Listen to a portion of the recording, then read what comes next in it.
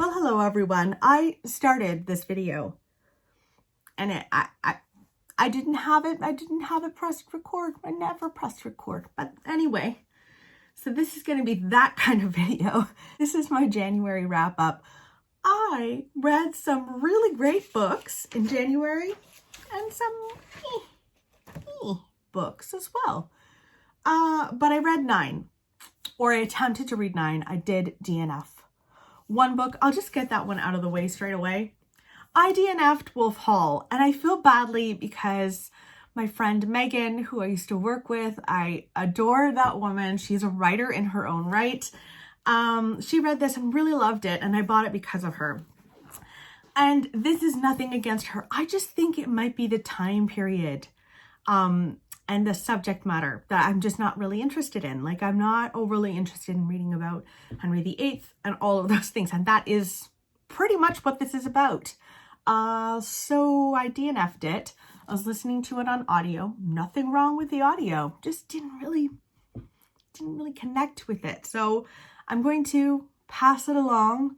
Hopefully someone else will want to read this and will love it as much as Megan did. Okay, let's go with a 5-star read that I read in January. I discovered the wonderful world of Tracy Chevalier in January, and now I want to read everything that she has written because I am obsessed. The first book that I read by her, I believe, is her latest book called A Single Thread. And A Single Thread follows a woman who is single. Her brother and her fiance both died during World War I. It is post-World War I, and she's alone, along with multiple women. There's a whole group of women who lost, husbands or lost fiancés or, men in the war, and they're single, and they will be single, and that's their lot at this time. And so it follows her story. It follows her trying to kind of escape her mother. She does have a job, and she is able to scrimp and save and have enough money to kind of escape her mother's home and live on her own.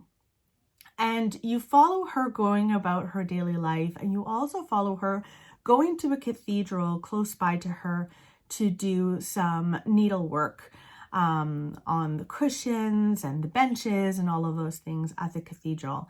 And she meets a group of women doing the same thing. It sounds slightly mundane, and it is about an ordinary woman doing ordinary things, but it was so much more. There was so much involved in this. Firstly, the writing was stunning. And there were actually moments in here that were actually quite scary, about the threat that men can pose on women, especially single women, and women not really having much of a voice at this time. There's also a really beautiful lesbian love story in here that I was rooting for the whole time. I really enjoyed this book. I think this was my favorite of the 2 Tracy Chevaliers that I read this month. I also read Sisters by Daisy Johnson. I ended up giving this 2 stars, and I feel a little bit badly for giving it that because I feel like this was I just didn't get it. It kind of went over my head. This is about sisters July and September. They go with their mother to this house that has been within the family for years and years and years, but they haven't gone to it a lot. There's something about the house that the family hasn't really enjoyed, and you find out as you go on about what that is. The relationship between July and September is really strange. Very awkward, very strange closeness. The mother is really kind of booted out of this relationship. It's almost like twins to the next level. And one of the girls is not so nice to the other. And I found it really odd. It was intriguing, and it did get a little bit better as time went on, but there was something about it that I feel like a lot of it was going over my head. But it's definitely literary fiction. If you like literary fiction, you know, go ahead and try it out. I think Jalen really, really liked this book, and I very much trust him. So, you know, don't take it from me. Go and read it if you'd like to. Another book that I read in January that I did really enjoy was Intimacies. I gave this 4 stars. And this follows a woman who moves to the Netherlands to become an interpreter. And she's working for this body that takes in all sorts of cases, international cases. And some of them are quite shocking. And she ends up taking on a case as an interpreter for, I believe it's a president of a country, and I cannot remember the country. He was a president of a country who enacted unspeakable horrors on his citizens.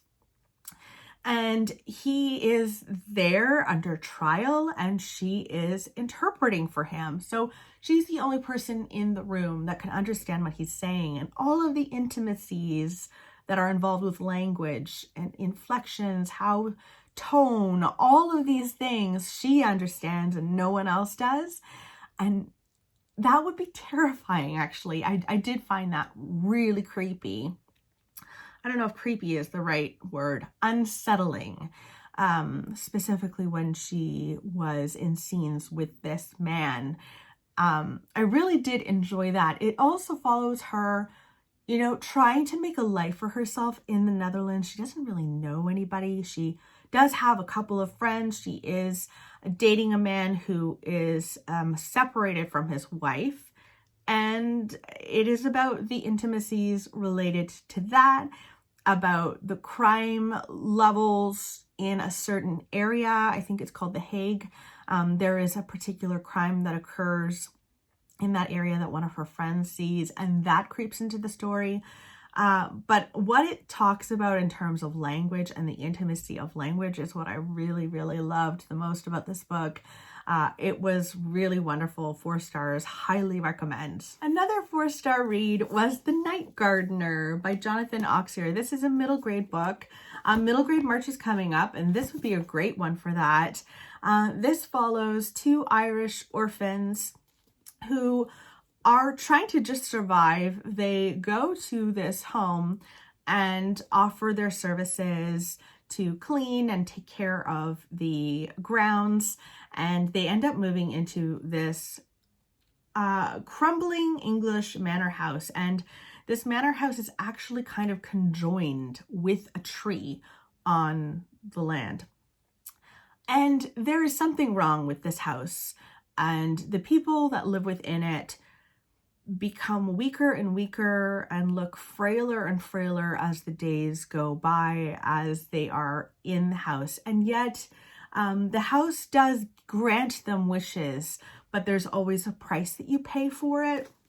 And the night gardener stalks the grounds at night. I think this is actually a really great book to read if you are someone who's like a bit of a scaredy cat when it comes to creepy books. This is a nice way to kind of dip your toe. It's for children, so I mean, you know, but it's still good. So I gave that 4 stars. I really love his writing. He's fantastic. Another 2-star. We've got to talk about The Girl You Left Behind. I actually don't know where that is. I have it. I physically have it on my shelves. Don't know where it is though. Wish I could show you. The Girl You Left Behind is a World War I historical fiction book. You go back and forwards in time. You follow a woman in France. Her husband is fighting for France. Their town has fallen to the Germans, and she and her sister are left to actually cater to a German group of officers. And one of the lieutenants, I think it's the commandant, takes a great interest in our main character. And there is a piece of art that stands in their restaurant of her. Her husband is the artist. And this commandant is obsessed with that and her. And we follow the piece of art years later And we follow a woman in present day whose husband has recently died. He was an architect. She's still living in that house, but like barely making ends meet to like stay there. And this painting stands in her home, and she calls it The Girl You Left Behind. And you are kind of following where the actual painting goes and like how it got there. And that's the whole point of the book is, you know, how did it land in her hands? Why isn't it still in France with the owners? I found this book to be quite predictable a lot of the time. I also found the main character, although I should be feeling a lot of sympathy for her, and I did feel sympathy for her for losing her husband, I found her to be very selfish.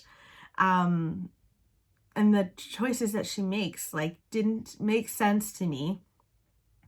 And I found it slightly infuriating.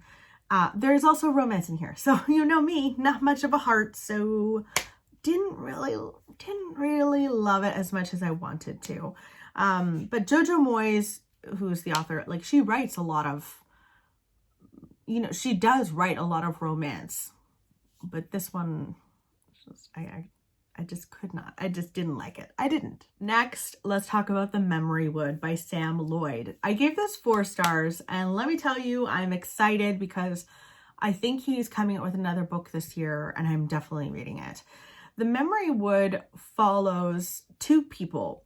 We follow Alyssa, who is like a chess master. She is on her way with her mom to go to a chess tournament.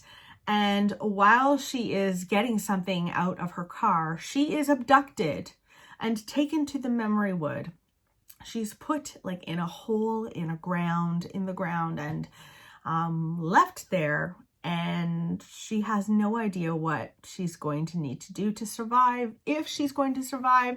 But of course, we're dealing with a very smart girl. So she is using all of her wits to try to outdo her kidnapper. Now we also follow Elijah, who has lived in the Memory Wood for most of his life. He doesn't really remember a life outside it.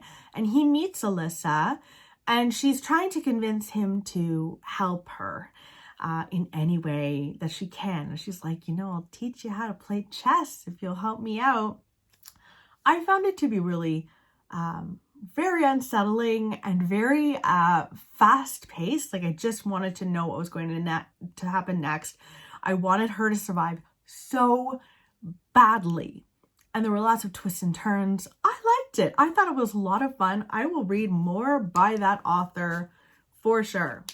Now, a book I did not get on with. This is another thriller, and it was a book club book, The Hunting Party. And no, this follows a group of friends. They're college friends. They get together every year for New Year's. And this time they've decided to rent a little series of cabins for New Year's. It's in the Scottish Highlands. It should be lovely. And they're going to go hunting. So part of it was that I just didn't like hunting.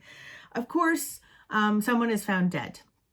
And what I really struggle with Lucy's work, I found this again with the guest book as well, or the guest list. It follows almost too many characters, and you're reading from the perspective of all of these characters, guessing who done it. And I just didn't care about any of the characters. The reveals in here are usually about a character's past. And I was just like, why are you holding out on us? Why don't you just tell us from the beginning who they are, what their past is?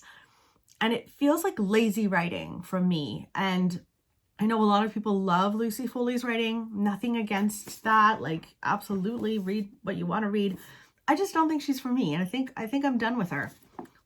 Oh gosh, I feel badly saying that, but sometimes you just gotta go with your gut. Okay, last but not least, we'll end on a high.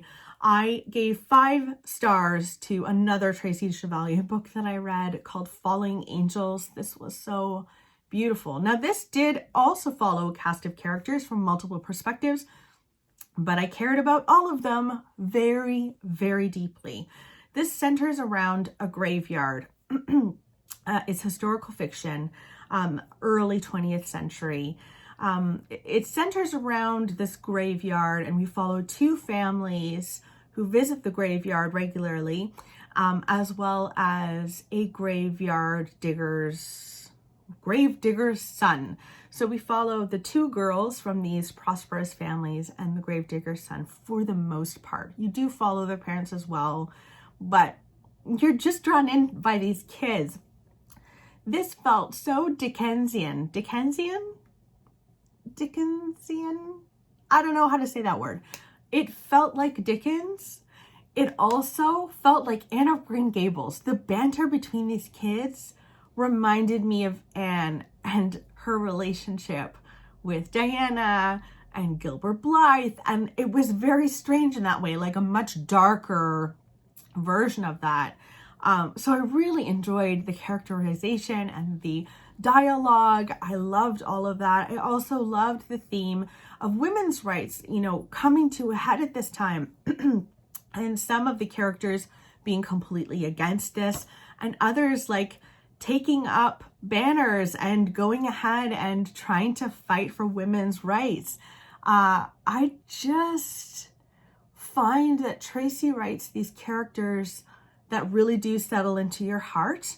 She writes very feminist books, and like, it's feminist historical fiction, literary fiction. Sign me up forever. And those are all the books that I read in January. Let me know in the comments below what you read in January, and if you would recommend any of them to me. Did you read any of these that I've read, and what did you think? I hope you guys are doing well, and I will talk with you soon. Goodbye.